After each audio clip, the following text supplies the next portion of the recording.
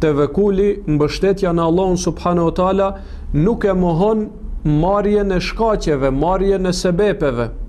Tevekuli, mbështetja në Allahun subhanahu wa taala, nuk e kundërshton marrjen e shkaqeve dhe sebepeve. Pejgamberi sallallahu alaihi wasallam kur është nisur në luftë të Uhudit, i ka marrë 2 mburoja, i ka vendosur në gjoksin e tij. Edhe pse ai ka qenë njeriu që më së shumti i është mbështetur Allahut subhanahu wa taala, i ka vendosur 2 mburoja në gjoksin e tij që të mbrohet prej sulmeve të armikut. Dhe kjo ishte prej shkaqeve për ta mbrojtur vetveten, edhe pse ai u mbështet në Allahun subhanahu wa taala, mirë po i mori shkaqet e caktuara. Dhe kjo njihet, secili që e din jetën e pejgamberit alayhis salam, e din se Muhamedi sallallahu alaihi wasallam, edhe pse ju ka mbështetur Allahut, çdo herë i ka marrë shkaqet e caktuara, sepse Allahu thot dhe ne për çdo gjë e kemi caktuar shkakun e saj. Çdo gjë Allahu i ka dhënë shkak. Andaj, shkaqet janë të pranueshme tek ehli suneti dhe nuk janë të mohuara prej tyre. Mirë po, ajo që duhet potencohet është se shkaqet nuk e kundërshtojnë mbështetjen në Allahun subhanahu wa taala. Po ashtu prej gjërave që tregojnë se pejgamberi alayhis salam çdo herë ka marrë shkaqet është kur është nisur për në hijret. E ka marrë njeriu i cili ja tregon rrugën. Pastaj nuk ka shkuar direkt në drejtim të Medinës, po është kthyer në drejtim të Yemenit, sepse e dinte se mushrikat do ta kërkonin në drejtim të Medinës. Andaj ai shkoi në drejtimin e kundërt. Pastaj u fsheh në shpellë. Të gjitha këto janë shkaqe.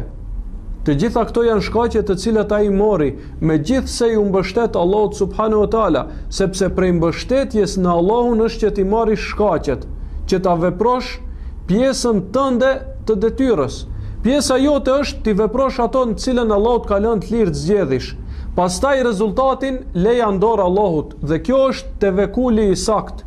Andaj, kur disa njerëz u nisën në haxh pa përgatitje, pa ushqim, pa mjet udhëtimi, Omer ibn al-Khattabi radiallahu anhu ndali dhe ju tha: "Hey, ku jeni duke shkuar?" Disa thanë: "Lej, se këta janë të cilët mbështeten në Allahun." Omeri radiallahu anhu tha: "Kthehuni, sepse kjo nuk është mbështetje në Allahun. Kjo nuk është mbështetje e vërtet në Allahun subhanahu wa taala, sepse Allahu të ka dhënë mendje dhe Allahu disa gjëra i ka lënë në lirin tënde të zgjedhjes." Andaj kur e pyeti një njeri pejgamberin alayhis salam dhe i tha: "Ata lidhi deven apo t'ja lën dorë të Allahut subhanahu wa taala?" Pejgamberi alayhis salam tha: "Lidhe, pastaj leje në dorë të Allahut subhanahu wa taala." Pra ti bëne pjesën tënde të obligimit, jepe mundin tënd, e pastaj leje në dorë të Allahut subhanahu wa taala. Dhe kjo ka nevojë për tevekul, sepse dikush mund thos, nëse e veproj unë sebepin, atëherë pse të mbështetem në Allahun? Duhet mbështetesh në Allahun, sepse edhe nëse e vepron sebepin, rezultati nuk mund të del ashtu pos nëse dëshiron Allahu. Sa e sa njerëz i marrin shkaqet, mirë po rezultati nuk u del ashtu siç shkojnë shkaqet.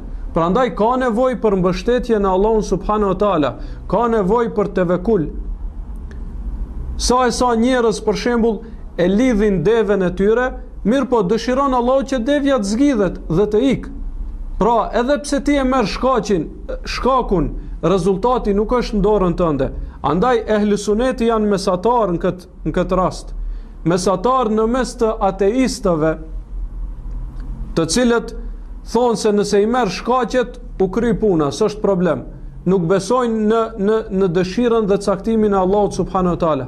Dhe mesatar mes disa besimtarve të cilët i ka mashtruar shejtani, të cilët nuk i marrin shkaqet asesi, dhe besojnë se marrja e shkaqeve është e kundërshton tevekulin e tyre. Sikur të ishte ashtu, atëherë pejgamberi alayhis salam nuk do t'i merrte shkaqet. Sikur të ishte se marrja e shkaqeve e kundërshton mbështetjen në Allahun subhanahu wa taala, atëherë pejgamberi alayhis salam nuk do t'i merrte shkaqet dhe do të na mësonte neve se ashtu është më mirë. Mirë po, ai e bëri të kundërtën. Dhe kështu e mësoi umetin e tij, dhe kështu e don logjika e shëndosh, dhe kështu e don feja e pastër e Allahut subhanahu wa taala. Andaj Ibn Kaimi rahimahullah e thot një fjalë shumë të mirë. Ai thot, fen e kanë shkatruar dy lloj njerëzish.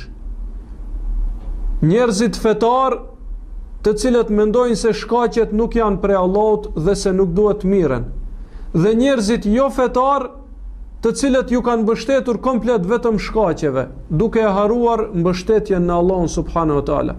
Pra, dy lloj njerëzish dhe dy ekstreme të kundërta e kanë keq kuptuar fen. Andaj, ndoshta u ka rasti që të lexoni nëpër libra të shkollave se njerëzit më para, për shkak se besonin se rufeja është prej Zotit, e nuk e dinin se reja bashkohet me rejen, plusi me minusin, dhe kjo e shkakton rufen. Mirë po, feja e vërtet nuk thot kështu, feja Allahut subhanahu wa taala nuk thot kështu, Islami nuk thot kështu. Islami thot se Allahu e shkakton këtë, mirë po i ka bërë këtë shkaqe. Kush e ka vendosur atë që plusi kur bashkohet me minusin të veproj kështu, të formoj elektricitet e kjo etj. Ne tash ndoshta e kemi zbuluar si funksionon kjo, mirë po kush e ka vendosur? Allahu subhanahu wa taala e ka vendosur. Andaj besimtari i vërtet e din se ligjet e natyrës, shkaqet i ka vendosur Allahu subhanahu wa taala. Dhe se nëse dëshiron Allahu, mund të ndodhë diçka edhe pa shkakun e saj.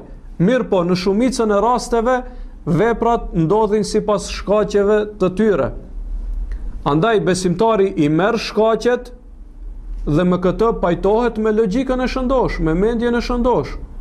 Sepse çdo njeri i cili do të dilte lakuriq në mes të dimrit, do të konsideroj për njerëzve se është i çmendur, sepse logjika e shëndosh të thotë që të përgatitesh, ta marrish shkakun, veshjen e cila të mbron prej ftoftit.